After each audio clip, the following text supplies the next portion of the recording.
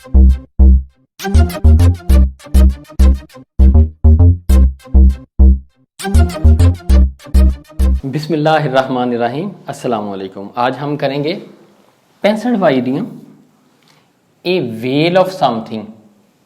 इसका मतलब है बहुत बड़ी चीज।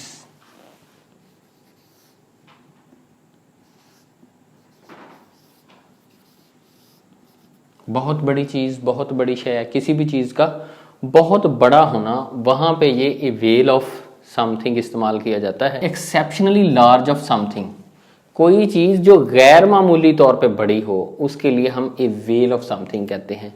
Very big piece of something, किसी भी चीज का बहुत बड़ा हिस्सा जो है, उसके लिए भी हम ए वेल ऑफ समथिंग कह सकते हैं। बाज जगह पे ए समथिंग ऑफ एंटरटेनिंग और फन टाइम, यहाँ पे खुशी हो, जॉली मूड हो, वक्त भी काफी ज्यादा हो, जैसे कोई बर्थडे पार्टी है, वहां पे आपके पास खुशी भी है, एंटरटेनमेंट भी है, और वहां पे वक्त भी फ्री काफी है, वहां भी जो है ए वेल ऑफ समथिंग इस्तेमाल किया जाए। अब इसका ओरिजिन जो है दो इसके लिए है, या तो ये वेल फिश से है या वेलर से है। वेल फिश जो है ये एक बहुत बड़ी मछली है, इसको हम कहते हैं कि ये मैमल है।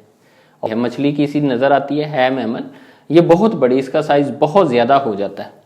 तो और जो वेलर है वो कश्ती जिसकी मदद से वेल मछली को पकड़ा जाता है।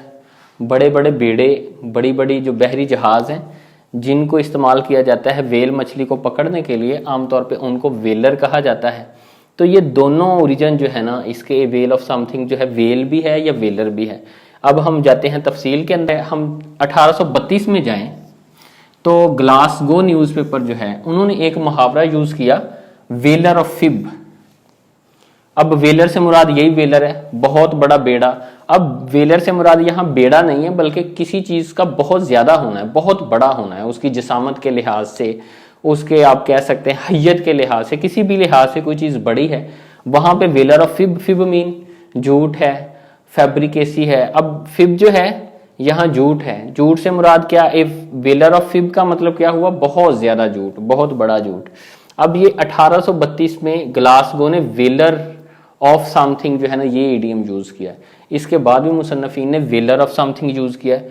कुछ लोगों का ख्याल ये है कि पहले वेलर ऑफ समथिंग ही इस्तेमाल करते थे, बाद में सहूलत के लिए, क्योंकि वेलर भी बहुत बड़ा होता है लेकिन वेल मछली भी बहुत बड़ी है। अब वेल मछली भी बहुत बड़ी है, वेलर भी बहुत बड़ा है, और तर्जमा दोनों का किसी चीज की बड़ाई को बयान करना, यानी उसको इंटेंसिफाई करना है। ये ईडियम जो है ना बतौर इंटेंसिफायर यूज होता है। 1895 में a dictionary of American student slang, इसके अंदर विलार्ड ने ये लिखा है कि जो वेल ऑफ समथिंग है इसका मतलब है a person who is prodigy इधर फिजिकली और इंटेलेक्चुअली, कि ऐसा शख्स जो गैर मामूली तौर पे बड़ा हो, ज़हीन हो, फतीन हो। इसको फन टाइम के लिए भी यूज किया जाता है, जैसे बर्थडे पार्टी के अंदर जो है कि we have a whale of time, ये वाला मुहावरा इस्तेमाल किया जाता है। अब वेल ऑफ समथिंग जो है यहाँ पे जैसे जैसे चीज बदलेगी, जैसे ए वेल ऑफ टाइम, टाइम को बताना है तो वेल ऑफ टाइम बताएंगे। अगर बहुत ज्यादा फ्रूट है, वेल ऑफ फ्रूट्स बताएंगे। अगर टास्क है, जैसे काम है बहुत ज्यादा, तो हम समथिंग की जगह पे ए वेल ऑफ टास्क जो है वो लिखेंगे। ये मुहावरा ऐसे इस्तेमाल होगा। अब इस मुहावरे के अंदर जो वेल मछली है, चूंकि ये उसका जिसामत बहुत बड़ी है, उसके लिहाज से कोई भी चीज बहुत बड़ी होती है तो हम उसके मुतालिक इसको इस्तेमाल करते हैं। अब हम एग्जाम्पल की तरफ आते हैं। This story book was a whale of fun. अब देखें मैंने यहाँ पे फन नहीं लिखा था, तो ये फन भी यूज कर सकते हैं आप। ये वाली जो किताब है ये बहुत ज्यादा मजाहिया है, इसमें बहुत ज्यादा फन है। अब फन को बहुत बड़ा बयान करने के लिए, इसको इंटेंसिफाई करने के लिए ये मुहावरा इस्तेमाल किया गया है। Alina completed this well of A task.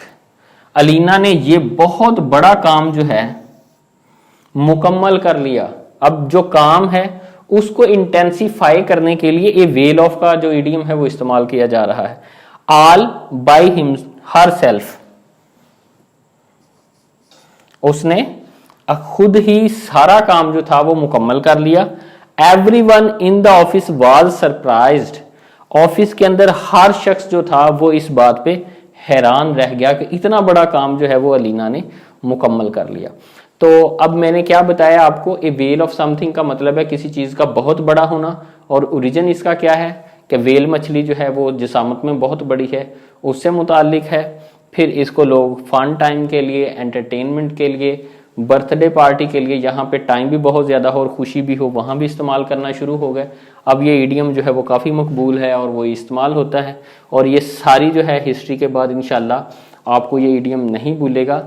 अगले इडियम तक के लिए मुझे इजाज़त दीजिए। अल्लाह हाफिज़।